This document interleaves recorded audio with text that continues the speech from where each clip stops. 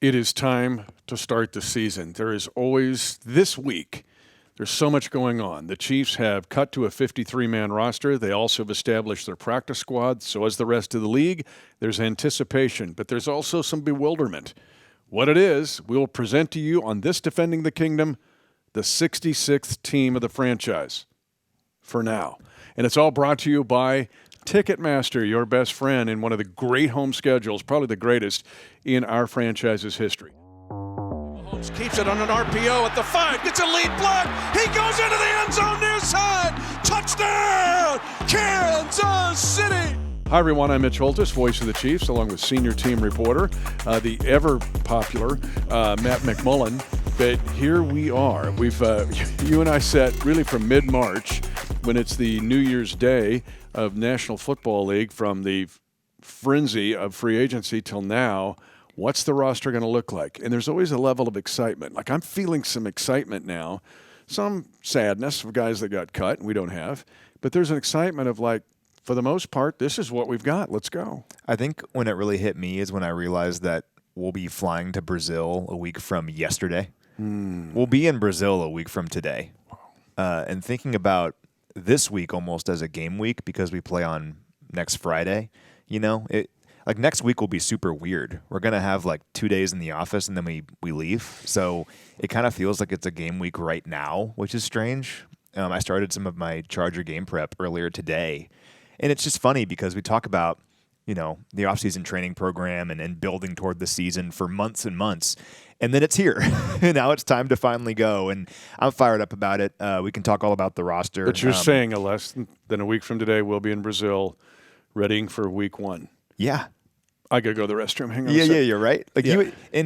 you and me will wake up in Brazil a week from today. Wow.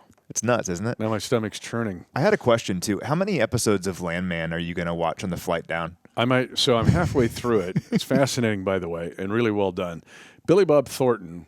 I look at the great actors of all time who can play different roles. Yeah. And Gene Hackman, the late Gene Hackman, of course, recently passed away, tragically. And Denzel Washington, he's another one. Think about how many different roles that he has played. Versatile. Yeah. So versatile and so good in every one of those roles. But Billy Bob Thornton, Oh, yeah. when you play Mr. Woodcock, which is the comedy, and then you play, He's in Armageddon. He's so good in Armageddon. Sling Blade. Yeah. But Landman, he might be the best ever in Landman. I know it's recency bias, and those of you Kingdom Defenders in West Texas are going, oh, yeah, that's for real. But Billy Bob Thornton is incredible in Landman. So how much more do you have left? Halfway through. Okay. You can watch a good chunk. I saved it. Well, I was trying to work ahead. It's been super busy from the time we ended the Chicago game, the Seattle game, and I had stuff to work on. Plus, I was kind of tired. And I thought, no, I'm going to save these. We got an 11-hour 11 flight. hours, yeah. So that's about 5 of the 11 right there. So I'm going to binge like no other on Landman. And thinking I might go back to watch the other 5. Why not? Just because nothing else to do. It's so good. It's so captivating, and it's something that people really haven't kind of delved into. But it's phenomenal. It's well written, and your Missouri alum John Hamm's in it, who's a Chiefs fan. John Hamm. Yeah. You know, I did the math on it, so I'm a big Lord of the Rings guy. Yeah. I grew up with it. I love it. I love it when you quote it all the time. I love it. Yeah, it's awesome. By the way. We have, unlike the monitors that we have on our normal flights, all 3 movies are loaded in there. I did the math. It's just the theatrical versions for you nerds out there, but it's 9.5 hours of programming, so I can watch 9.5 hours and knock it all out. And that are you going to circle all the way back through that? I will. So when I'm done with Landman, you know what I might do? Because I've wanted to do this. There just hasn't been time for me to sit down and binge Lord of the Rings. Well, guess what? You have time now, my friend. You have nothing but time. We'll quote it even more. It's been so long since I've seen it, and I've seen it like in bits and pieces. Yeah, right? it's from the clips that I send you. Oh, I love it. And the clips are, this is such a nasty place. Yeah. And so... yeah, heck yeah. Yeah, anyway, we go to Brazil soon. It's just hard to believe. The season is finally almost here. And we over under how many trips to the restroom? Oh, man. I mean, it's 11 hours.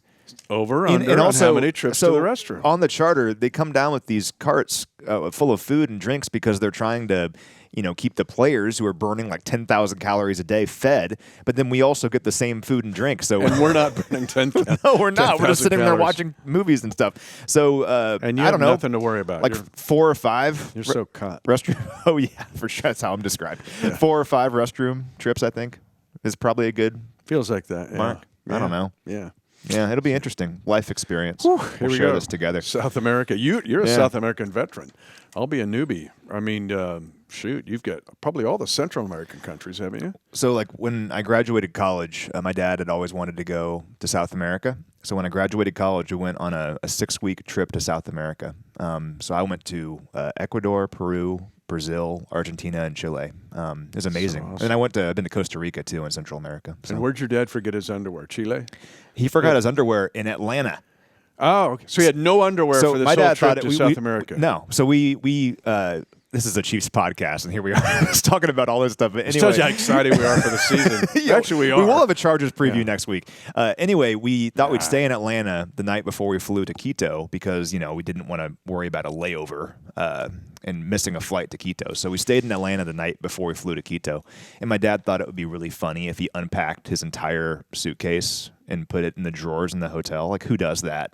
For one night? He thought it'd be very funny, because we have all this stuff packed Now, for he's 6 a brilliant weeks. man. He's one of the top attorneys in the Chiefs He has Kingdom. strengths and weaknesses, and he left all of his underwear in Atlanta. So he flew to South America for a 6-week trip with no underwear. So that was part of the vacation, was acquiring underwear as we went. How'd that go? It went okay. I knew more Spanish then than I know now. He knows zero Spanish. And, not a lot of people in the places that we were going spoke much English. So we figured it out, though. And in Brazil, they speak Portuguese, so Yep. we're trying to catch up. I was talking with Cairo Santos on the sideline before the Chicago game. I think we mentioned that, but it was great to talk to him. Just sign him one day, take him to Brazil with us to be an interpreter. Yeah. All right, let's get into this. We're going to the 66 team, 66 year of the franchise, 3 years with the Dallas Texans in the AFL, moved to Kansas City, which changed Lamar Hunt Sr. changed everyone's lives, bringing the Texans here to become the Chiefs, and then Andy Reid saved all of our lives coming here for the 2013 season. But before we dive into the 66 team, oh, and by the way, for now. Yeah. There's an ellipse here. 66 team for now. Do not chisel this into your sidewalk or put it on some prominent building. That'd be a problem anyway, because this could change as soon as we're done. When we post this podcast, Matt, it could change as that quickly. Yeah, there's a reason we call it the initial 53-man roster. It's like never finalized. It's always constantly changing, and I am certain that by the time this is posted, it will look a little bit different. So give us the benefit of the doubt on that one. As far as we know, this is the roster right now, and it could change by the time that you listen to this. But anyway, should we go around the world real quick? Sure, and we have new headsets, by the way. Those of you who are watching, most of you listen, but those of you who are watching, and our incredible seasonal that we have, who's Argentinian, right? Yeah. And Miriam. Miriam. Right? Hi, Miriam. She's right here. Yeah. She made sure they flew in these headsets just for this episode because we had no headsets. They're on their way to Brazil. All right? of our stuff is on the way to Brazil right now. So we were going to do this podcast, and we had no equipment. But Miriam saved the day. Argentina. Don't cry for me, Argentina. All right, what do we have for Okay. around the So literally around the world? I have 7 today because we play a game in 7 days from tomorrow. And Harrison Bucker. And Harrison Bucker. Game winner. Maybe a game-winning 58-yard field goal. Feels good. Or we can win by 3 touchdowns. That'd be great, too. Okay, so remember Pekin High School last week? Pekin, yeah. I said it wrong again. I even Pekin. thought about It's it. okay. Pekin. Here's the thing. They used to have a nickname that was not so good, and they changed it. I think I screwed this up because I led you to believe it was Pekin High School in Illinois. That's Pekin, Illinois, yes. So it sounds like – so they are the Panthers. Or no, I thought they were the Panthers. They're actually the Dragons now. Okay, they're different. Because it Here's- used to be something else. Now, there is a 'Cause- Pekin High School in Iowa that I think the listener that originally wrote in is from that area. So we got multiple Pekin High Schools. So in Illinois, it's the Dragons. That's the Okay, new one. And that's been changed. Okay. You can go back and Dragons find the is old pretty one. good. I like the Dragons is good, and that ties into their heritage. Yeah. But Pekin High School in Iowa, that's the Panthers. They're the Panthers. So now we know. I'm not sure And where it's in just Iowa. Pekin High School. It's not like Iowa has – I told you, Iowa's got this thing where if 4 schools consolidate, they use them all. It's like APQRL. Like, let's go Epiquirl. Like, I don't know. They don't call it like Hidden Valley or, so anyway, some of them are. There's Wapsie Valley, but okay, Pekin, Iowa. And Rams, right? Should be the Ramps. Yeah, Rams. Don't even start on that. But anyway, we're learning a lot about multiple Pekin high schools. Shout out to Bill in the Hannibal, Quincy area, and William in Albia, Iowa, home of the I don't know. The Blue Demons. Ooh. And the Lady D's. That's not controversial. No, it's good. But they helped us out with that one. The Lady D's. I like that. The Lady D's. Shout out to Bill and William for helping us with the Pekin High School confusion. Pete is in Los Gatos, California. Los Gatos, hometown of? Some cats? I don't know. Oh, Los Gatos. Pro Football Hall of Famer Jared Allen. Really? He's from Los Gatos. Okay. Yeah. Very cool. Yeah. And congrats to Jared on going to the Pro Football Hall of Fame. How cool is that? Awesome. Love that cat. No, it's awesome. And what's interesting is I saw some people tweeting about how like the Chiefs just traded him away and traded away this Hall of Famer. Do you know who they picked with one of the picks they got from Minnesota? Jamal Charles. It's one of those true trades that worked out for everybody. So who's near and dear to your heart. He's in the Matt Hall of Fame. Yes, he is, because Jamal Charles is the man. Anyway, Pete from Los Gatos grew up near St. Joe, went to Mizzou, and went to his first Chiefs game in 1966. So shout out to you, Pete. Where's near St. Joe? They've got to be more specific than that. Let us know, Pete. Where exactly? Come on, Pete. Talking to this guy, you have to tell us exactly. Jeepers. Shout out to Tom and Tanya from Saddlebrook, Missouri. Do you know where Saddlebrook is? Do not. Okay. Well, they were listening as they walked the Camino de Santiago from Porto, Portugal, to Santiago de Compostela, Spain. Man, I think I nailed that. What do you think? Normally I would be really struggling with that. You just can't get Pekin, Illinois. No. But you know what? You crushed that. But they actually met you in London, and they met me in Frankfurt. So good to hear from you both. Are they going to be then? And they're going to be in Sao Paulo to meet us both. Then? Well, they're season ticket members, so they will be at the game in week 2. Okay. Against the Eagles. But yeah, until then they're enjoying Spain and Portugal. So enjoy it for us. Jalen is from Hartford, Connecticut. We heard from James in Warrensburg. Go Mules. He wanted to shout out Don Edmondson on his retirement. Congrats, Don. And he hopes Kevin is doing well down in maintenance. So I imagine you guys are just listening to this podcast. Kevin's like, wait, what? Anyway, I hope you're doing well, Kevin. Shout out to Tom in Palmer, Arkansas, but he grew up in Troy, Kansas. Trojans. Okay. See, that makes sense. I like that. Troy Trojans. Thank you. Yes. Good job, Troy. He's been a fan since 1963. Then heard from Richard in Texas from last week. So he gave us like the general area, and you wanted more info. Yeah. So he gave us more information. He's about an hour and a half west of San Antonio in a town called Lakey.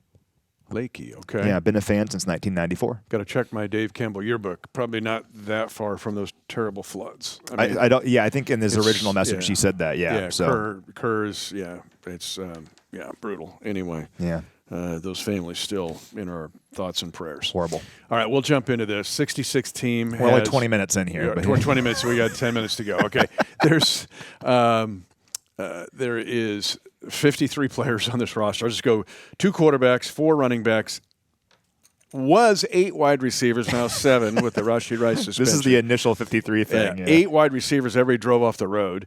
4 tight ends, 9 offensive linemen, 3 specialists. You and I pretty much predicted this, and then we did predict the 9-6-9 on defense. 9 defensive linemen, which include 5 defensive ends, so 5 outside, 4 inside, 6 linebackers, and then 9 DBs, including 5 corners and 4 safeties. So that's what we got. There's your 29 specialists and offensive guys, and then 24 on the defensive side. Your initial thoughts on what we have as the 53 for now. Do not chisel it into stone. Yeah, well, the first thing that stood out is what you mentioned. When it first came out and we were keeping 8 receivers, that was got your attention because we were talking about what a big deal it was 2 years ago when we first kept 7 receivers. I believe that was the most ever under Coach Reed. And then we did it again last year. And then, I don't think either of us thought keeping 8 receivers was even a possibility. Now, this is kind of a multifaceted thing to break down here because, first of all, it's good on the Chiefs front office for figuring this out with the whole Rashid suspension, where you keep 8 receivers. Rashid was on the roster not suspended for like a day, and then he gets put on the suspended list. So it's really 7 receivers, even though we kept 8. But it's also a testament to Tyquan Thornton and to Jason Brownlee for earning their spots, because the Chiefs wouldn't have kept 8 receivers, even the Rasheed suspension notwithstanding, if the guys didn't earn it, if they didn't have players that deserved it. And Tyquan and Jason started their time here at the Chiefs as reserve future free agents in February. I mean, nothing was promised or guaranteed, but really throughout OTAs, and for Brownlee, especially in training camp, really came on strong, like making really tough, physical, contested catches. Tyquan's been great really throughout OTAs and throughout training camp, and we saw both those guys stand out in the preseason. So good on them. We won't have Rasheed for the first 6 weeks, but I feel really good about our group overall. I think it's deep and talented. And particularly, we knew we were getting Hollywood. We knew we were getting Xavier. We're excited about Jalen Royals. Juju had a great camp. But particularly to get something out of Tyquan Thornton and Jason Brownlee when they were relative unknowns just a handful of months ago, I think is very exciting. And the fact that you look at Thornton, who was a second-round draft pick in New England and then just kind of went into oblivion. Well, now he's back. And sometimes guys mature. Being in this system, we've seen guys flourish. I'll just remind everyone, Andy Reid told me at training camp, best wide receiver core we've had since I've been here, top to bottom. And Andy Reid's not into hyperbole. No. So he backs up what you're saying here. We're going to go through the rest of this roster, and then we're going to get into something really important to talk about that I think all the fans need to know, and that's dealing with the practice squad. But your thoughts on the defensive side. First of all, Derek Notty's back. He's back to play defensive line. I'm actually thrilled about it. Think about he's got 3 Super Bowl rings, and he's earned that by being a great two-down, two-gap player. But when you look at the defense, the 9-6-9, what jumps out at you? Well, and I'll add, too, just on offense, one more quick thing. With Rasheed going to the suspended list, that means Robert Tonyan is now up on the roster. People were freaking out. Oh! Freaking out. 2 things here. If you're in the sheetrock business in painting, that you got a lot of business because people were either throwing stuff at sheetrock or kicking it, or if you sell phone insurance, because there were a lot of phones that went against the wall when they saw we're not keeping Robert Tonyan, who arguably of all the guys that had great camps, Tonyan was near the top, if not the top. Had an awesome camp. Yeah, he was great. And just something to remember with veterans like Tonyan and Mike Edwards, who we'll talk about later, because they're veterans, they don't go through waivers. So Tonyan wasn't exposed to waivers. Teams couldn't claim him. He could just sign with whoever he wanted. And I think what happened is he was like, I'm just going to stick around, and I think I'll be up on the 53. Anyway, glad he's back. To answer your question on defense, a few things. Mike Pennell being cut was a bit of a surprise. Yep. I think we can all agree on that. The reality here is when you're a really good team like the Chiefs, you're going to cut good players and players that have helped you win sometimes. And it stinks. Mike Pennell is an awesome guy. For all we know, we could see Mike Pennell later this year. I think Brett Veach has left that door open. But it's the reality of it. This happens sometimes. You have to let good players go. Glad Derek Notty's back. And we have a chance to develop some young players at defensive tackle. Made some pretty exciting additions to the practice squad with Broderick Martin, Zach Pickens, 2 former day 2 draft picks not too long ago. So getting younger there, but that was one surprise. Also, keeping 9 defensive backs initially was kind of a surprise, even though it's not quite the reality. We've kept at least 10 defensive backs, actually exactly 10 defensive backs, each of the last 6 seasons. Only kept 9 this year because of the roster math, but because Mike Edwards is on the practice squad, we basically kept 10. So that was a surprise at first, but glad Mike Edwards is sticking around on the practice squad. We'll see him, I'm sure, at points during the year. The best story, though, on defense is Cooper McDonald. Oh, my gosh. So rookie linebacker, he was a tryout player at rookie minicamp, okay? I had to go back and look at the rookie minicamp roster. He was one of 60 tryout players at rookie minicamp. There are players after the draft that sign contracts as undrafted free agents. Those players are on the team unless they get cut. The tryout players are on the team for 3 days, and then it's like, thank you, goodbye. We'll keep your number. Cooper McDonald got a contract because he stood out among 60 tryout players. He stood out among 9 tryout linebackers alone. Got a contract, and your reward for that is now you get to compete with all these other players, these 91 players, in training camp, and you're probably not going to make it. Best case, you're going to stick around on the practice squad. He made the 53. This is incredible. Like, I don't know the last time this happened where a tryout player made the initial 53-man roster, and he earned every bit of it. It's very cool. And he's the Robert Tonyan of defense, meaning it was every day.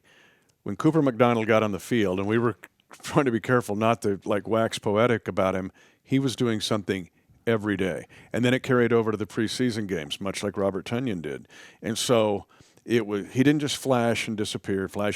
He was consistent, as we've said before. And so Echo Boydo was exhibit A of the guy that just shows up from his car and goes, hey, brings his cleats like a Disney movie, can I try out? And then he becomes a Super Bowl champion, the Lawrence High Chesty Lion, K-State Wildcat. But Cooper McDonald now becomes Echo Boydo 2.0. Yeah. Because this is a phenomenal story. And linebacker looked crowded. There were 9 linebackers in camp. You're like, well, I don't think they're only going to keep 5, maybe 6. And the Chiefs did lose Cam Jones. He was claimed by the Jets, so he's now a New York Jet. So is Issa Pole, by the way, because the 9 offensive linemen became somewhat of a discussion. But still, Cooper McDonald is a player. And he's a guy that has versatility. He can play all 3 linebacker spots. He's a little bit like Chanel. But he and Bassa both are potential green dot guys. Yeah. And are both really good on special teams. I think right now, if I had to tell you the unexpected excitement about this 53 as it stands right now, it could change any second, is I think from a special team standpoint, this group is the best group overall, top to bottom, of special teams players I've seen in Andy Reid's 13 years here. Yeah. I'll ask Tobe about this, see what he thinks. But I'm excited about these guys because we've seen it on the practice field and we saw it in the preseason games. And Coach Tobe, I think, is very fired up about it. I think you're right. We have young and hungry players that I think on teams that weren't as talented or deep would probably be playing on defense. But because they're here in Kansas City, like guys like Jeffrey Bassa, I think would be one of the 3 starting linebackers on a lot of teams in the NFL right now. We have the luxury where he's going to play, but we have Leo Chanel and Nick Bolton and Drew Tranquill as well. Well, Bassa is going to be like a superstar on special teams, I think. And I think so, too. Cooper McDonald fits into that. Yep. Brashard Smith at some point is going to be a really good special teamer, I think, in the return game. So I'm with you. We have some really exciting young players that aren't just going to help us on offense and defense, but special teams too. Okay, we're going to close this way, and this is a very important part of this podcast. And you and I had a chance, along with some other members of the media, to sit down with Brett Veach, and I asked him this direct question.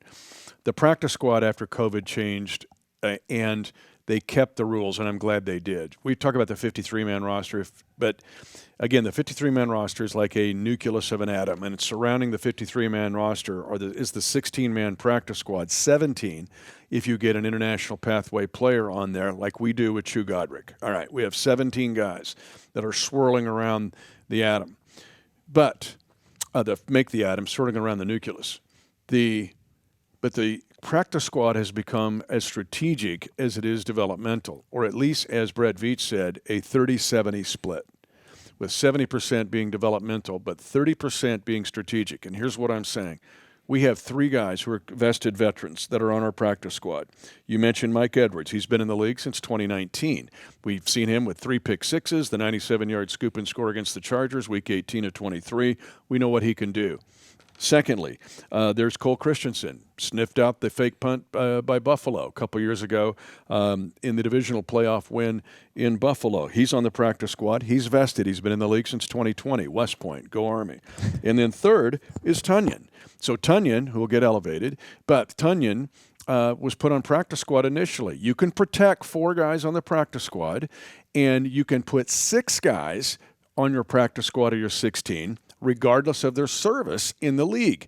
They can be in 10 years, and you can put them on practice squad, and then you can protect them so other teams cannot try to take them as a free agent.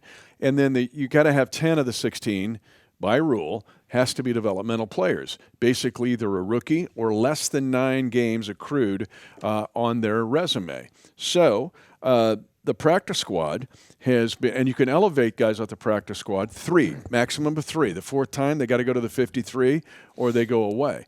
But the practice squad has now become strategic. And your point, you just mentioned a word I loved just a minute ago. But the Chiefs have been really good at using these elevations from a strategic standpoint with guys who have been in the league and are valuable. Cole Christensen, special teams. Mike Edwards in scrimmage downs. And then also Tunyon, who's been terrific. So these elevations moving up and down is like a video game. Yeah. And it's intriguing and it's kind of intense. You and I sit there and wait. I wait till Sunday morning. If it's a Sunday game, those elevations don't have to be made until a certain bit before the game.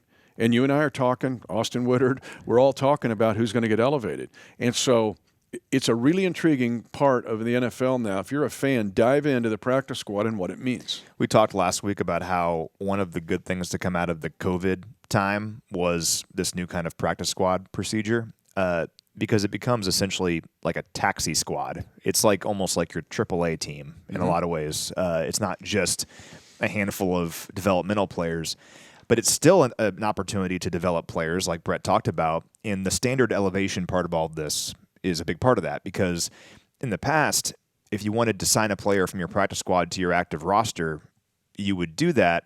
They're on your 53, and then if you want to not have them on your roster for the following week because a player is healthy or for whatever reason, you had to cut them and expose them to waivers, and you might lose them. And to your point, when you put them on the 53, you had to cut somebody else. Exactly, yeah. So there's like two cuts involved here. Now, with the standard elevation that we've had the last couple of years, you can elevate two players. You basically have, 55 players on game day. You obviously have to go through your inactives, but you have those two extra players on your roster. You don't have to worry about adding them to your roster or cutting other players. And then when the game is over, they just go back to the practice squad. You don't have to waive them and expose them to waivers. So what you're doing is you're having an opportunity to take developmental players, in addition to the veterans like Tunyon and Edwards and all them.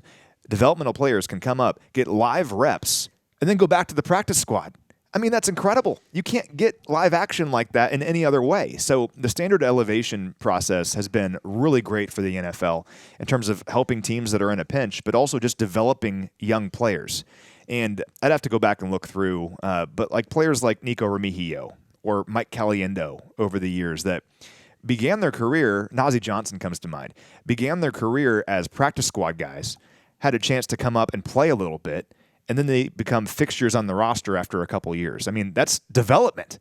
Yep. And the standard elevation process and the new practice squad rules are a big part of that. So I'm a big fan of it, and I'm glad it stuck around after COVID. So again, Veach's quote, 70% developmental, 30% strategic. And so for those of you who love fantasy football, I challenge you, find a league that has viable defensive stats to make it more real. So, someone commented that on YouTube. They said that they play in a league with like individual defensive players. Love it. Yeah. So let us know. People. We'll join. And if you really want to get into the weeds, have a fantasy league based on practice squad strategy. Like who is going to be elevated from all 32 teams, and then what will they do as active players? How about that? That's just something you and I could do. We can look into that. Did you know that Falcons elevated Andy Sperkle? Like, wow. See, you shot down my idea about like an all-sport fantasy league, about having like cricket and like bocce ball, professional. No, it would end my equestrian sports. But you want to do the practice squad elevation? Yeah, practice squad elevation fantasy. We'll find a way. Let's go. I'm in. It's that important to this league, folks. All right, there you are. The 66 team, the 53-man roster for now, and then the world of the practice squad, which has become really a week-to-week, day-to-day watch because Matt and I are watching it. So here we are, folks. It's time to start the season. We're headed to Sao Paulo, Brazil to take on the Chargers. He's Matt McMullen. I'm Mitch Holthus. We're married to two great women. They'll make sure, hopefully, we pack our underwear.